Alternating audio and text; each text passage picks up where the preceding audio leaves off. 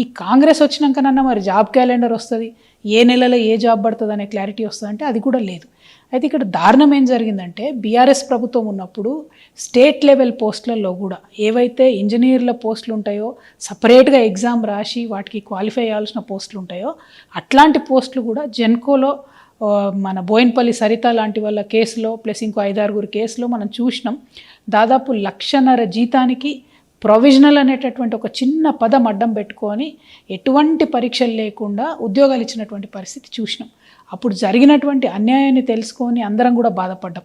ఆ తర్వాత జిల్లా స్థాయిలో కూడా ఆనాడు కూడా నిర్మల్లో అనేకమైనటువంటి అకృత్యాలు బయటకు వచ్చినాయి. ఆ పోస్టులన్నీ కూడా అమ్ముకున్నారు. 44 పోస్టులు దాదాపు 12 లక్షలు, 14 లక్షలు, 15 లక్షలకు అమ్ముకుంటే అది అందరూ కూడా జనం గగ్గోలు పెట్టి యువమిత్రులంతా గగ్గోలు పెడితే అవి క్యాన్సిల్ అయినాయి. ఇప్పటికి కూడా పాపం అప్పుడెప్పుడో చేరినటువంటి వాళ్ళు, కాంట్రాక్ట్ పద్ధతిలో చేరినటువంటి వాళ్ళు నిర్మల్లో ఇంకా కొనసాగుతున్నారు.